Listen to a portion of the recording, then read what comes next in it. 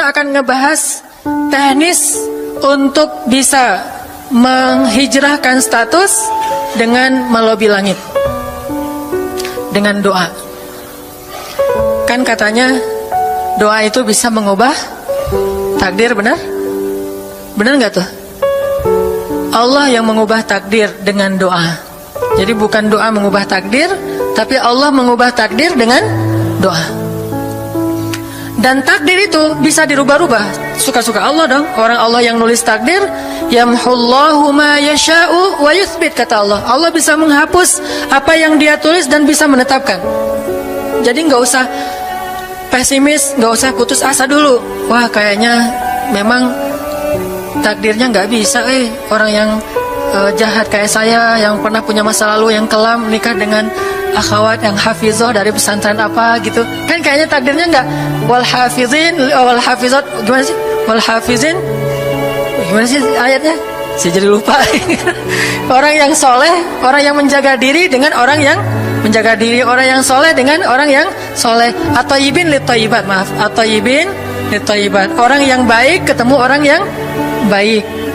Tapi kan saya mah orangnya udah keburu nggak baik duluan. Sekarang lagi belajar jadi orang baik, tapi belum baik-baik amat. Sedangkan dia mah udah terpelihara dari dulu.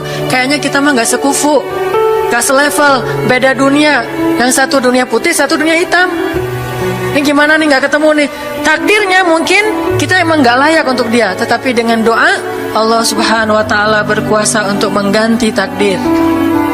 Makanya malam ini kita akan belajar tentang bagaimana menggunakan jalur langit untuk bisa mendapatkan hajat kita, baik menikah, dapat kerjaan, punya anak, dan keajaiban-keajaiban lain yang bisa kita dapatkan kalau kita tahu cara menggunakan jalur langit. Sebelum kita masuk materi itu, yuk kita tilawah bareng-bareng ayat yang standar lah tentang doa. Udah pada tahu kan? Silahkan dibuka. Ayat apa? Surat Al-Baqarah ayat 186. Itu standar banget kalau bab doa. Surat Al-Baqarah ayat 186.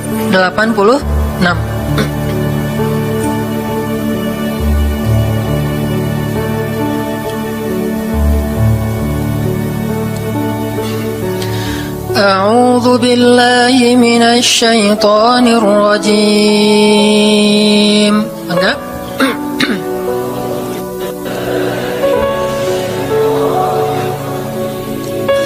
Bismillahirrahmanirrahim.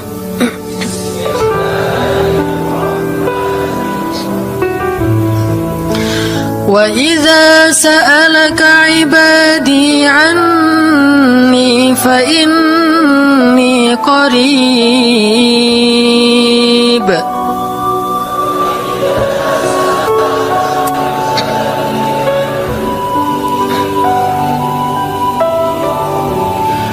Ujibu da'watad da'i idza da'an.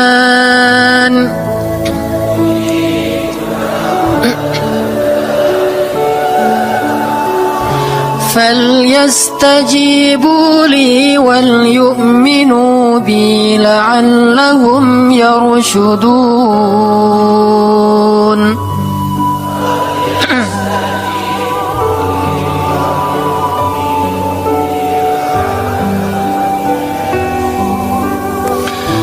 Dan apabila hamba-hambaku bertanya kepadamu tentang aku, maka jawablah bahwasanya aku dekat.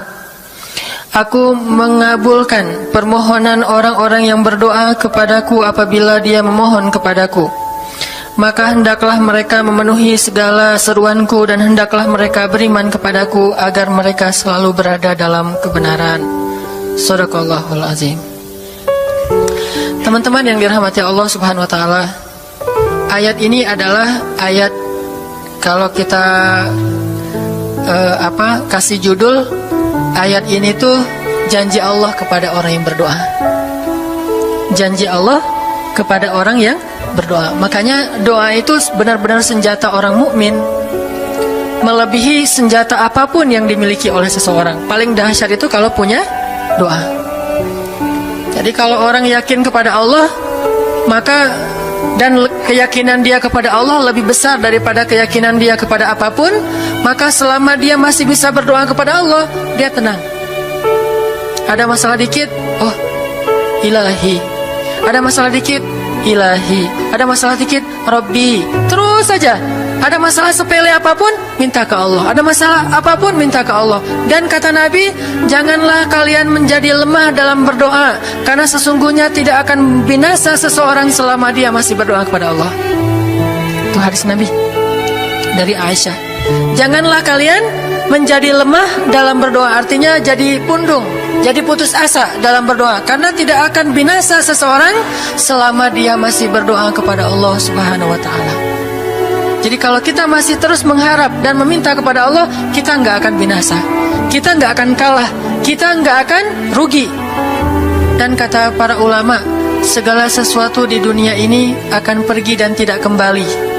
Ini clue penting nih, bisa dicatat. Segala sesuatu di dunia ini akan pergi dan tidak akan kembali kecuali doa. Dia pergi dan dia pasti akan kembali.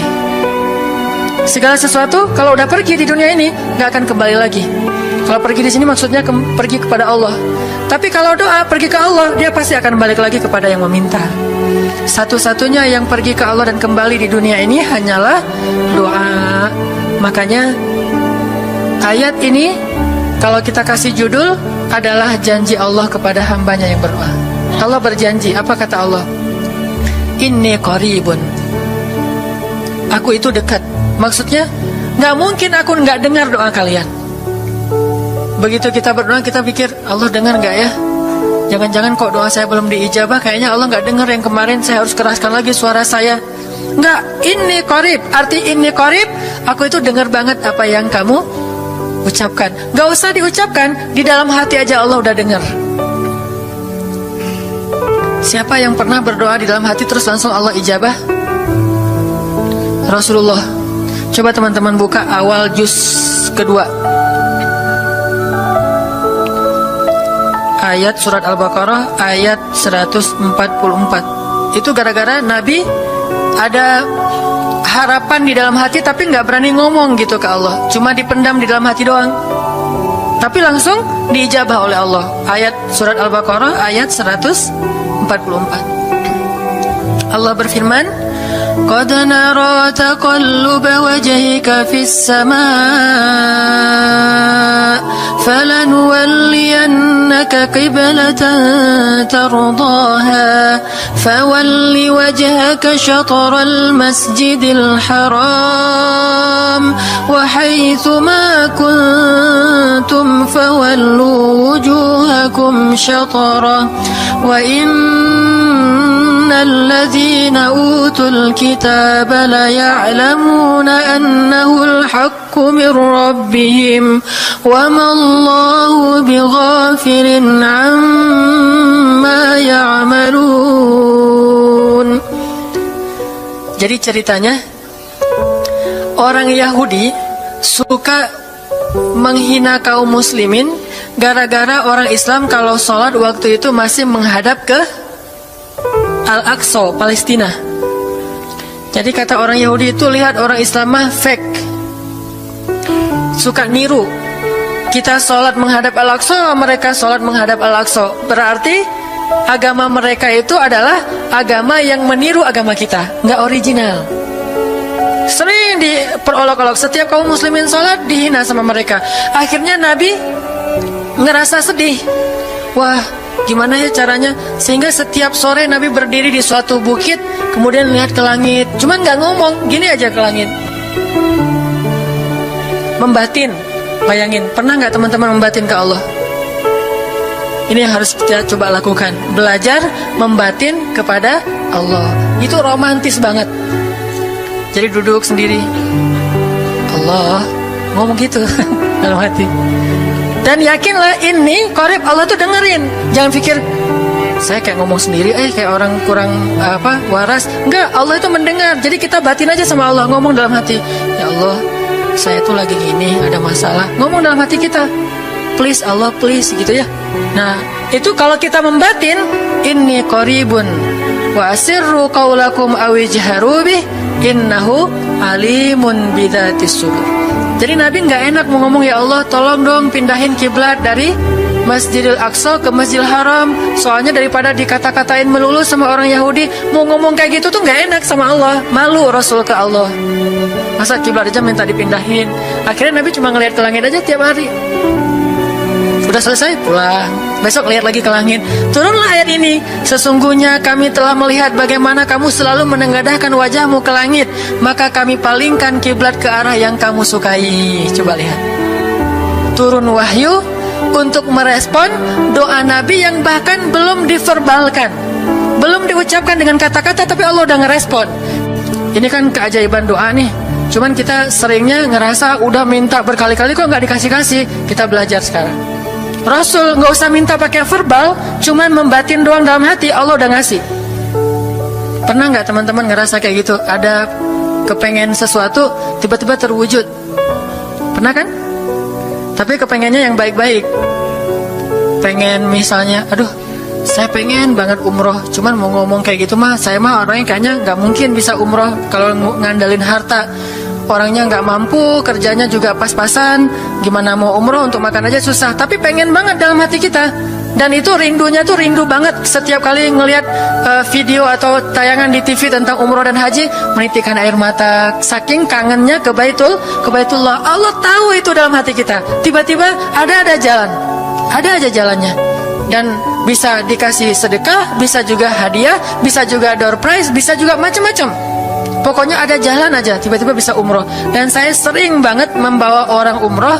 Di antara jamaah itu selalu ada 1 atau 2 orang yang umrohnya tuh miracle, keajaiban dari Allah. Ketika saya cari tahu alasannya apa, ternyata emang dia dari dulu pengen banget umroh, cuman nggak bisa ngandelin hartanya. Allah kasih jalan yang lain. Bukankah Allah itu memampukan yang diundang, bukan mengundang yang mampu? Kan itu yang sering kita dengar kan? Allah tidak mengundang yang mampu, tetapi memampukan yang diundang. Kalau udah Allah undang, pasti mampu. Kalau Allah nggak ngundang, walaupun dia mampu nggak akan bisa. Jadi Allah bukan mengundang yang mampu, tetapi memampukan yang diundang. Sehingga kita kalau hati kita kayaknya pantas diundang, Allah undang tuh. Begitu juga dalam urusan rezeki. Aduh, saya pengen kerjaan yang kerjaannya itu lebih halal, lebih nyaman, bisa sholat berjamaah tepat waktu, ada waktu juga buat keluarga, bisa juga berdakwah ke teman-teman. Akhirnya membatin kita itu karena kuat banget, Allah wujudkan. Ini artinya Allah qaribun, Allah maha dekat. Sehingga kalau kita pengen doa kita itu powerful, belajar dari as-siqah billah. Tips pertama adalah as-siqah billah. Percaya deh sama Allah. Percaya sama Allah. Jangan berdoa dengan ragu-ragu. Kayak kita datang kepada seseorang untuk minjem duit, tapi kita ragu, dia nih kayaknya orangnya susah kalau dipinjemin. Kalau minta dipinjemin gitu, ini saya lagi ada masalah dikit nih, boleh minta bantu nggak? Apa? Gimana ya ngomongnya? Susah ngomongnya tuh, ragu-ragu gitu kan ya. Akhirnya kita ngomongnya tuh nggak enak, nggak nyaman, membuat dia juga ngasih ke kita juga ragu-ragu. Akhirnya nggak nyaman tuh hubungan kita sama dia. Tapi kalau kita yakin banget sama dia orangnya baik, kalaupun dia nggak ngasih dengan cara yang kita minta, kita yakin bahwa dia tuh pasti akan nolong kita. Sehingga kita akan curhat masalah kita itu dengan tulus, bahwa kita punya masalah kayak gini-gini. Bukannya kita mau minta-minta, cuman sifat dari manusia itu saling tolong-menolong. Kita beritahu masalah kita, dan kita yakin dia pasti akan nolong kita. Kalau nggak bisa ngasih duit, dia akan minta tolong kepada orang lain yang mungkin bisa membantu kita. Dia akan ngasih link, dia akan memediasikan kita. Oh, aduh maaf ya, saya juga lagi sekarang lagi butuh uang, ini lagi nabung-nabung juga. Sama, kita mah lagi sama-sama pengen hijrah status. Cuman nih saya kenal ada temen nih yang dia alhamdulillah orangnya tuh suka banget bantu orang lain. Mungkin saya bisa merekomendasikan, saya bisa bantu kamu, ayo kita jalan bareng, ngomong sama temennya. Pokoknya kita yakin dia bisa nolong. Nah kalau kita yakin, percaya sama Allah, Allah itu gak butuh perantara. Allah bisa nolong kita dengan cara apapun. Walaupun takdirnya udah ditulis, kamu tuh gak akan punya istri sampai meninggal dunia. Ya Allah, masa gitu sih? Nggak akan punya istri. Ya Allah, tapi gimana, masa saya mau hidup sendiri terus? Kamu nggak akan punya istri, kata malaikat teh. Ini orang doanya, katakan malaikat dengerin doa kita ya. Kalau di hati malaikat nggak tahu, tapi kalau di lisan kita doa, ya Allah, beri saya seorang suami yang benar-benar bisa mendidik agama saya. Kata malaikat, Neng, ganti doa yang lain aja tuh Neng.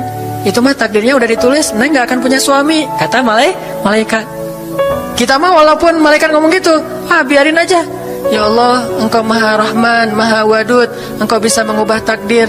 Kata malaikat, ya juga sih, cuman takdirnya udah ditulis Neng. Ya Allah, terus aja. Tiba-tiba tok, Assalamualaikum, Waalaikumsalam. Ayahnya nemuin, ternyata pas kita nguping dari kamar, wah itulah calon pangeran kita yang datang untuk melamar kita, calon raja, calon imam. Malaikat heran-heran, wah subhanallah nih, si Neng ini gak putus asa dalam meminta. Kita juga gitu, doa aja terus walaupun takdirnya sudah ditulis, karena Allah bisa mengubah takdir lewat doa dan harapan.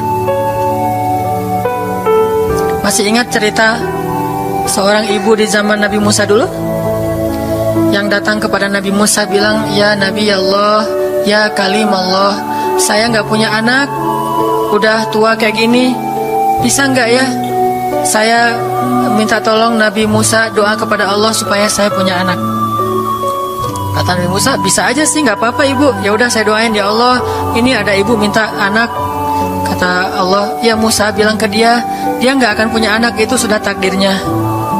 Kata Nabi Musa, ibu maaf, udah ada jawaban nih dari Allah. Gimana ya Nabi Musa? Allah bilang takdir ibu gak akan punya anak. Oh gitu ya, ya udah deh pulang. Sampai di rumah, ya Rahim, ya Rahim, doa aja terus. Besok datang lagi, karena dia pengen tahu kabar dari langit. Nabi Musa itu bisa bicara ke langit. Ya Nabi Allah, saya mau tahu nih, kira-kira Allah sudah memperkenalkan belum ya permintaan saya? Permintaan apa? Pengen punya anak. Tapi kan kemarin udah, kata Allah takdirnya gak akan punya anak. Ya coba aja dulu sekali lagi, siapa tahu sudah mau. Sekarang Allah memperkenankan. Wah ini benar-benar dia husnuzan sama Allah, siqah, percaya sama Allah, gak percaya kepada yang lain, percaya sama Allah aja. Nabi Musa karena udah terus aja direngekin minta gitu, Nabi Musa bilang, ya Allah, ini ada ibu yang kemarin, gimana dong ya Allah? Kata Nabi Musa, kata Allah, ya Musa, takdirnya dia gak akan punya anak. Bilang sama dia, ibu, udah terima aja takdir ibu gak akan punya anak. Oh ya, pulang lagi. Ya Rahim, terus saja sepanjang malam, sepanjang hari doa, berhari-hari datang lagi kepada Nabi Musa. Ya Nabi Allah, udah berubah belum? Udah mau belum Allah ngasih saya anak? Kan udah kemarin takdirnya, tapi coba lagi, sekali lagi aja. Nabi Musa minta lagi ke Allah, kata Allah masih yang sama, pulang lagi, gak datang-datang lagi ke Nabi Musa. Setelah beberapa bulan, datang-datang bawa bayi. Assalamualaikum, sudah semangat sekarang, beda gitu ya. Kalau dulu Assalamualaikum, melas gitu ya. Sekarang Assalamualaikum, Nabi Musa. Kata ibu, ibu yang kemarin? Ya itu siapa? Anak saya. Anak ibu? Anak kandung maksudnya, bukan nyuri. Nggak, anak kandung saya ini Nabi Musa. Wah, Nabi Musa nggak wah sih, subhanallah kalau Nabi Musa. Kalau saya mah wah gitu ya. Kalau Nabi Musa, masya Allah. Nabi Musa tanya ke Allah, ya Allah, itu ibu yang kemarin katanya takdir nggak akan punya anak, kok bisa punya anak? Ceritanya gimana Allah? Ceritain dong. Saya kok nggak update gitu informasinya. Kata Nabi Musa. Allah ngasih update. Kata Allah, Musa, setiap kali aku bilang dia gak akan punya anak, dia terus berdoa dengan menyebut Ya Rahim, Ya Rahim. Allah itu kan senang banget dipuji, dan Allah lebih berhak untuk dipuji. Kalau kita senang dipuji gak baik. Kalau Allah senang dipuji, emang punya hak untuk dipuji kan. Allah senang dipuji. Dia bilang Ya Rahim, kamu bilang gak akan punya anak, dia bilang Ya Rahim. Terus saja berharap, wahai Musa, sesungguhnya rahmatku mendahului takdir. Rahmatku mendahului takdir. Akhirnya dengan sifat rahim, Allah mengubah takdir ibu ini. Walaupun secara ilmiah gak mungkin punya anak karena sudah menopause, tetapi Allah yang memiliki kekuasaan atas segala sesuatu. Nah, tips pertama adalah kalau kita pengen doanya powerful, melahirkan mukjizat dan keajaiban, adalah ats-tsiqah billah. Harus percaya sama Allah. Pertama, percaya bahwa Allah Subhanahu wa taala itu Maha Kuasa mengubah apapun yang Dia kehendaki. Apa yang Allah ingin, masya Allah, kan pasti terjadi. Wa man lam yasha lam yakun. Kalau Allah nggak pengen, nggak akan terjadi. Jangan suuzon sama Allah terus bilang, nggak enak banyak minta, amal saya sedikit, mending saya beramal aja nggak usah banyak minta. Jangan memperlakukan Allah seperti kita memperlakukan makhluk. Orang kalau kita banyak minta, dia akan kesulitan. Lama-lama dia akan merasa terganggu. Tapi Allah kalau nggak diminta, dia marah. Manusia kalau kita minta banyak-banyak, dia marah.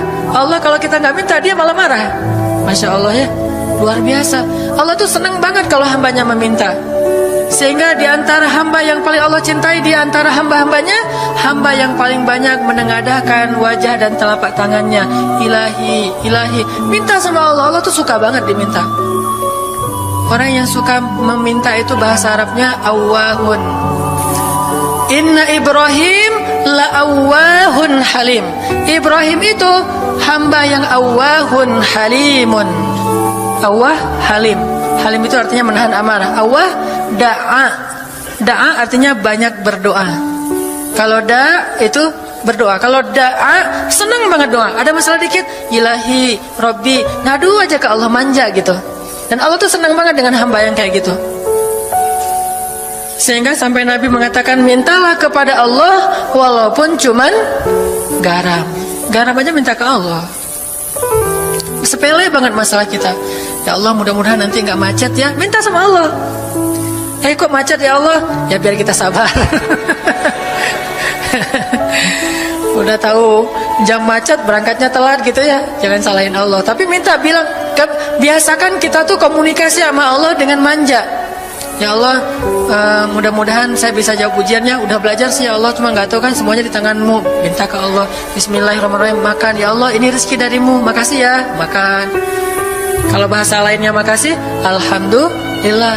Alhamdulillahilladzi at'amani hadza wa razaqanihi min ghairi haulin minni wala quwwah. Hafal tuh? Kalau nggak hafal, udah aja bismillah lah. Alhamdulillah gitu. Bismillah ya Allah, masya Allah ini rezeki darimu. Udah selesai makan, udah sendawa gitu. Alhamdulillah, Allah baik banget. Ngomong sama Allah, sering-sering komunikasi sama Allah. Dan Allah itu wa huwa ma'akum aina ma kuntum. Dia bersama kalian dimanapun kalian berada. Bersama ya, bukan ada. Kalau ada itu beda. Allah di mana-mana itu beda. Tapi Allah bersama kalian itu artinya Allah melihat, Allah mendengar, Allah menyaksikan, Allah mencatat, Allah maha menilai bersama kita. Kalau ada, dia bertempat. Sehingga nanti kalau ada anak bilang, "Mah, Allah di mana?" Allah ada di mana-mana, Dek. Ntar dia malah karena cerdas, kalau gitu di WC juga ada, kan nggak boleh kan? Ini jawaban yang keliru, kurang filsafat. Allah itu bukan ada di mana-mana. Allah bersama kita dimanapun kita berada. Itu beda. Kalau bersama, ma'iyah artinya Allah melihat, menyaksikan, mendengar, menghargai, dan terus memelihara dimanapun. Sehingga nggak usah khawatir bahwa ini mah nggak di masjid, nggak apa-apa. Selama bukan di tempat yang najis, seperti di kamar mandi atau di mana yang tempat-tempat yang nggak boleh, kita itu mah nggak. Tapi yang di tempat yang umum, di pasar, di jalan, lagi di kendaraan, di dalam masjid, di luar masjid, Allah, ilahi, Rabbi. Kalau perlu lebih manja lagi, pakai irama dikit, Allah gitu. Wah, kayak orang manggil temennya gitu. Atau kita miss call Allah dulu. Ya Allah, udah nggak ngomong apa-apa. Itu miss call. Miss call Allah. Ngapain miss call? Caper, kangen sama Allah. Allah gitu lagi. Itu zikir kan? Allah, Allah, Allah. Kata Allah, ada apa hambaku? Allah lagi terus aja Allah. Di miss call berkali-kali, pas Allah buka, wah 100 miss call. Allah 100 kali zikir. Udah 100 kali miss call, Allah yang telepon balik. Ada apa hambaku? Wah, ditelepon sama Allah. Lewat kejadian-kejadian hidup, tiba-tiba ada kejutan dari Allah. Langsung bilang sama Allah, thanks Allah. Kan romantis tuh sama Allah. Jangan cuma sama cewek doang bilang thanks, segala macam bahasa-bahasa yang keren. Sama Allah juga harus keren. Tapi setelah thanks, alhamdulillah, karena itu yang paling baik. Intinya harus percaya sama Allah. Allah tuh senang banget didoain. Kita berdoa kepadanya gitu. Allah tuh senang. Terus makna percaya sama Allah juga, kita percaya bahwa Allah itu nggak akan ngecewain orang yang berdoa. Ujibu da'watad da'i idza da'an. Aku pasti mengijabah doa hamba-hamba yang berdoa kepadaku. Enggak usah khawatir, pasti diijabah. Tapi kok masih belum aja Ustaz? Nah, kita harus belajar apa itu makna diijabah. Jangan-jangan Allah udah mengijabah, kita nggak ngerti. Kayak ada analogi tentang orang yang tenggelam, terus dia meninggal sambil menuduh Allah, Allah kok nggak nolong saya? Bukankah aku sudah mengirim pelampung? Jadi pelampung itu cara Allah menolong kita. Kita berharap ditolongnya tiba-tiba selamat aja di pantai. Nggak kayak gitu. Allah punya cara. Sehingga kita harus belajar memahami maksud Allah. Allah maksudnya apa? Di antara cara Allah mengijabah, kata para ulama, satu, Allah mengijabah persis seperti yang kita minta. Dua, Allah mengijabah yang lebih baik dari yang kita minta. Yang ketiga, Allah kalau nggak ngasih persis, ngasih yang lebih baik, dikasih di akhirat. Bahkan itu lebih keren daripada di dunia. Kok di akhirat sih? Ntar dulu. Akhirat itu jaraknya nggak jauh dengan kita, cuma 60 tahun.